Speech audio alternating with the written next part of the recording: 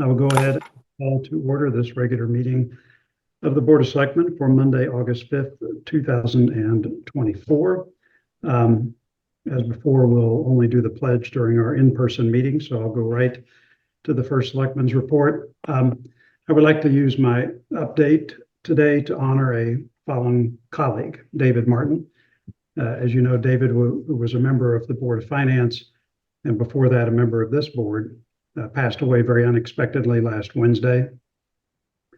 As I said in my announcement to town staff, David was a longtime volunteer at Darien who served with distinction on the HHR Building Committee and the RTM, and who volunteered in our community as a Little League coach and a Cub Scout leader.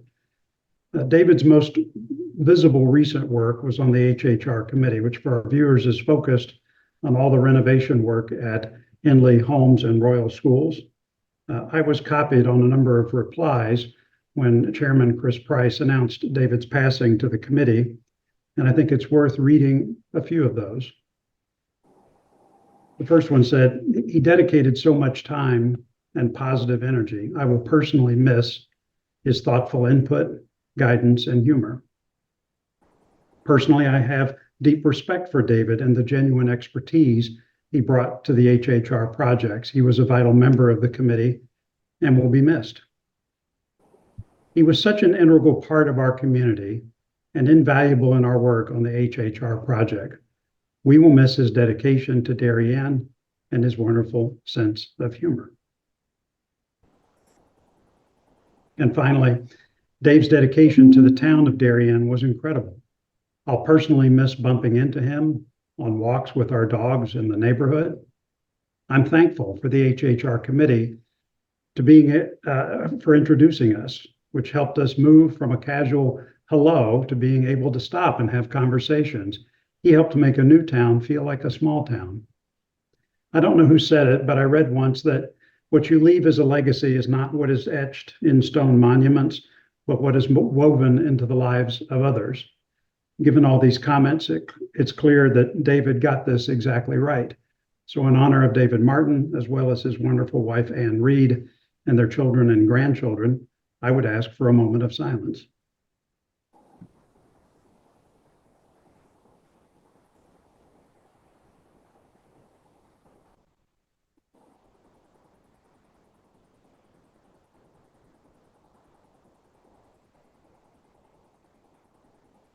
Okay.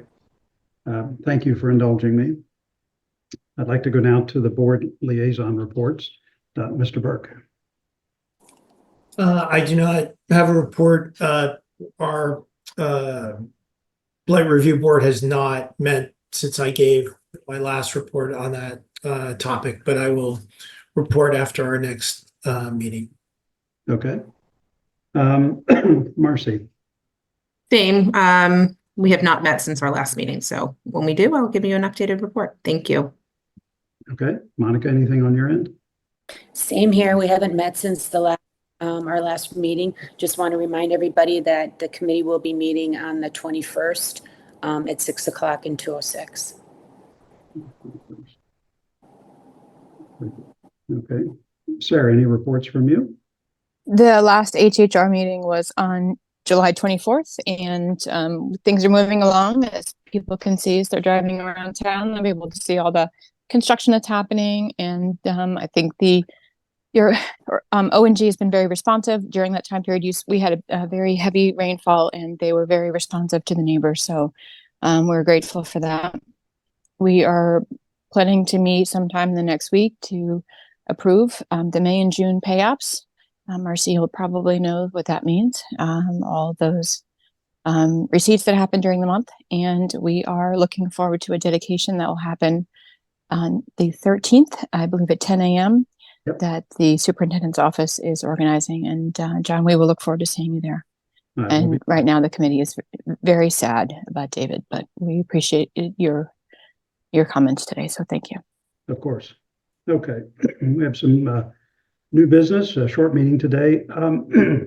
This first one is discuss and take action on a request to approve planned improvements to the Nature Center building. So we had an email that was forwarded around, and basically the the lease of the town to the Darien Nature Center from 1999 has a section in it that is pertains to any improvements that the Nature Center wants to do. And so this summer, they have come up with a plan to do some restoration work. I actually went over there today, and what they're planning to do is a couple of things. So if you come up to the traffic circle and you're standing right in front of the Nature Center, they've got some stonework and some curbs that are actually in pretty rough shape.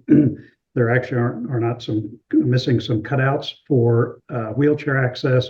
And if you go over to the right to the parking lots, there's some curbing that extends into the parking lots that really just does not need to be there. And so the first thing that they want to do is get all that cleaned up. They've got some bluestone pavers that they'll replace that with. They'll clean up the curbs, put in cutouts, and it'll sharpen up the front of the building actually quite a bit. The other thing they're going to do is if you go around to the back of the building, there's almost a picnic table. And about 2 years ago, maybe a little less, there was a pergola back there, which they took down. And so what's happened since then is that they've redone that back patio. They've cleared up some of the drainage problems. And based on at least at the last two big storms that we've had last night and the one the other day, they have not had any drainage problems out there. So what they're ready to do now is to reinstall the pergola that'll sit just above the picnic tables. They've actually got holes in the sort of concrete that's the platform around all of that to install it. And so I walked around with the director there today, took a look at all of that, and that's what they're proposing to do, those two changes. So the total cost is $60,000. She reconfirmed that they have the money to do that and to pay for any sort of cleanup and maintenance after that. So anyway, nice tour of all that today. I felt confident based on what I saw, but the lease does require the Board of Selectmen to approve those projects. And based on what I saw today in my conversations, as well as what they've laid out here, my recommendation to the board would be to approve that. Does anyone have any questions? John, is it a 100-year lease? I don't know if it's a 100-year lease. That's a good question. I will have to check that. I do not know that.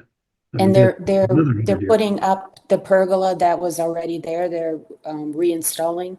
Correct. The other one's been gone for a while, and the way the concrete platform's set up, I think the holes that they've got there are exactly where the pergola was before. So the other one was degraded. They took it out. It's been gone for a while. But now that all the drainage work is all cleared up and done, they feel they can put that back up. Okay, so they're putting a new one in there. They're not taking, okay. Oh, got it. yeah, the other one's long gone. Right. Okay. Other questions? Okay, motion to approve the Nature Center's request for this project. I'll move. Okay, Sarah moves, Marcy seconds. All in favor? Aye. Okay, terrific. Okay, next up is discuss and take action on a request to appropriate the fiscal 2025 opioid grant funds. Okay. So the first thing is to be clear about are these opioid settlement monies. So this is resulting from a lot of legal action over a long period of time. And basically, there was an award across the state of Connecticut, of which Darien has a portion of that.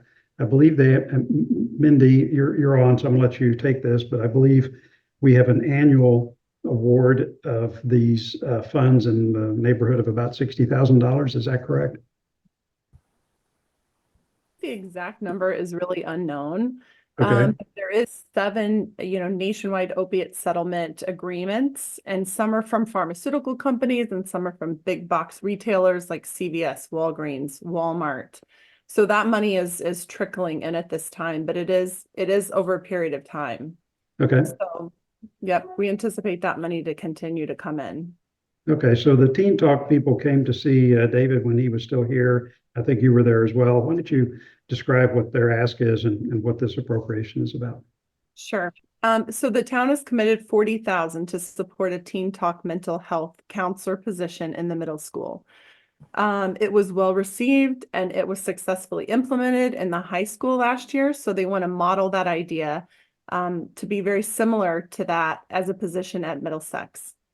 So, that's really the thought behind supporting having the same sort of program there.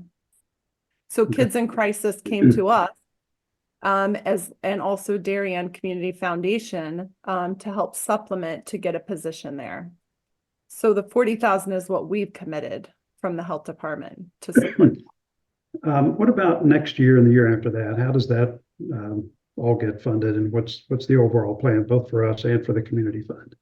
So the thought is to pull back right year by year on that and have the Board of Ed really, increase the amount that they're putting into it. So I think as long as there's a need and, they see, validity in that and the importance of having someone there, I think they'll end up taking that on. We won't be committed to funding that into the, future. Okay. Is there an expectation that we would fund some for the next fiscal year? Or is this just a one-time funding for us in the community fund? It was my understanding that this was one time, but seeing how much money comes in, I don't know how far that we got in those conversations. Okay. Because again, that was, kind of David was sitting at the table for a lot of those discussions. Okay. Questions for Mindy? Mindy, do you know if the community fund is funding anything at the middle school? So it's my understanding that they did some grassroots fundraising and they were able to raise a significant amount. I think actually more than this. But they were trying to get in the neighborhood of $100,000 towards this position. So this is only funding a portion of it. Okay. I can get that exact number, Monica, if you need that. Okay. That would be great. Okay. Other questions for Mindy? No questions. I just, I do support this program in the middle school, and I think it's a good idea for the town to pilot it at this point. Certainly looking for the Board of Ed to support it going forward is something that I would be interested in and like to see happen if it's working. I think, we went on a mission by opening this mental health task force, and I think this is a good start to really make sure that we get in and get touches on some of these kids at a younger age, and hopefully we don't need it 5-10 years down the road. So, But this has been in place at the high school for about how long? Do Mindy, you or Marcy know? I think it's like 3 years, maybe 2. Maybe this is the second year. I think it's not that long. Okay, so It is post-COVID, definitely. all right, I'll take And some I think time. it's post the suicides. Okay. All right, other questions? Yeah, I'm supportive of this. I think this is the kind of investment that I agree with Marcy, the Board of Ed should take over this. We offered to do this simply because the funds were available through these opioid settlements, and to kickstart it, I don't have a problem with that. But given the school's commitment to Teen Talk and the relationship that they have with the Kids in Crisis folks that drive all this, eventually having that over there will make sense, but I'm certainly supportive of doing this now. If there are no other questions, could I get a motion to approve the transfer request for the opioid grant funds in the amount of, well, I can't, $78,500. No, that's not it. It's $40,000. $40,000. No, it's the full amount of what's in there, John. And the thought behind that was that if we move those monies, we can access that in program expenses.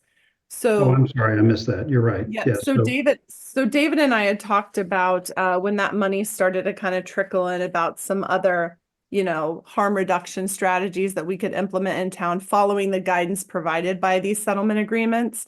So eventually there will be other programmatic things we could do with that money. Okay, that was not clear. That's helpful. All right, so to be clear, you're going to take all of the opioid money, settlement money received, $78,554.50, move that into program expenses, and out of that, now in program expenses, $40,000 will be committed to the Teen Talk program at Middlesex, correct? Correct. Okay. Can I get a motion to move or transfer $78,554.50 from the opioid settlement account to program expenses for the health department? Marcy moves, Mike seconds, all in favor? Okay, thank you. Okay. Last one, we have Jennifer Fava here for our Director of Parks and Rec. So this is to discuss and take action on a request for a transfer of $11,923 to beach seasonal and temporary. Jennifer. Thanks.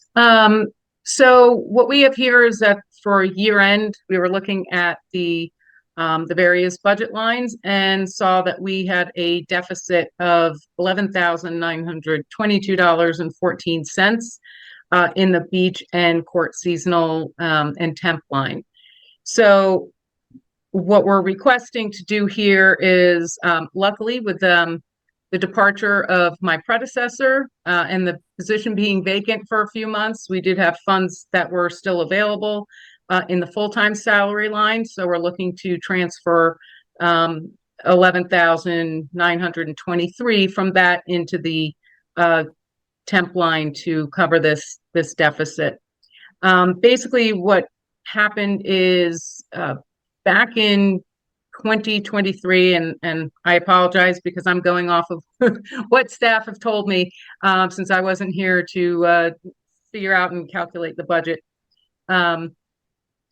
There was a need because, and this was not something isolated to Darien, there was a shortage of lifeguards. People were going other places. So in an effort to try to get lifeguards and retain them, the salaries, the pay rate for our seasonal lifeguards was increased. So I did say this incorrectly in the transfer document. I was originally told that we thought that nothing had been budgeted for that increase, but in looking further into it, looks like some had been. However, obviously it was insufficient. So we're really just trying to cover that shortfall for fiscal year, and this is for fiscal year 2024. So we're just cleaning up the record for the last fiscal year. Got it. So I'm happy to take any questions for Jen? No. Okay, this all seems clear to me. I'm certainly in favor of this. Motion to approve the transfer of $11,923 as Jennifer has described. I'll move. Hey, Monica moves, Mike second. All in favor? Okay, terrific. All right. Thank you very much. Thank you, Jennifer. That's all I had for the agenda. Our next meeting is going to be August 19th, 2024, in 2 weeks. Note that we did not get through some of our appointments to committees and commissions today. There's still a few areas I need to clear up, which I will do, but our intention is to get that on the agenda for Monday, August 19th, to get through our next set of those appointments. Anything else before we adjourn? Hey, John. Yes. I think everybody is, and this might be out of order or whatever, but I think all of the Board of Selectmen members are still a little bit in shock about David. And I just want to say that he, was a valuable member of obviously many organizations, as you mentioned. But I know that our group here enjoyed working with him, and it's just a real loss for the town. Yeah, I agree. Thank you for saying that, Monica. I mean, I'll throw in, having known him for a good amount of time, and that just unbelievably valuable assets to the town, and it's hard to even particularize the the feelings that I have about this, other than to say that such a deep appreciation for what he has done for all of us. And it is certainly a very difficult time. Yeah. Okay. Well, Yeah, I could, sorry, I was Go getting ahead. off mute, but I will second what everybody is saying about David. It took my breath away to hear the news, to be quite honest with you. It was very emotional, and I am so sorry for his family. He not only was an incredible public servant, he was a really good friend to so many of us. So he will be deeply missed, and my heart hurts for his family. Thank you, Marcy. That's really great. I know, John, I know that the family is very appreciative of everyone's comments and respect. They love hearing how respected he was. David was one of those people that left the world a better place than he found it. And we were all stunned by his loss. So thank you very much for acknowledging. No, thank you, Sarah. Okay. Well, our thoughts remain with Ann Reed, his wife, and their children and grandchildren, as I had said earlier. And I think on behalf of all of us, if there's something that we can do, we will certainly do it. But we look forward to celebrating his life and contributions at appropriate times in the future. So thanks everyone for those additional comments. All right. Having nothing else for the agenda, may I get a motion to adjourn, please? Okay, Mike moves, Sarah seconds. All in favor? Okay, thank you. We stand adjourned.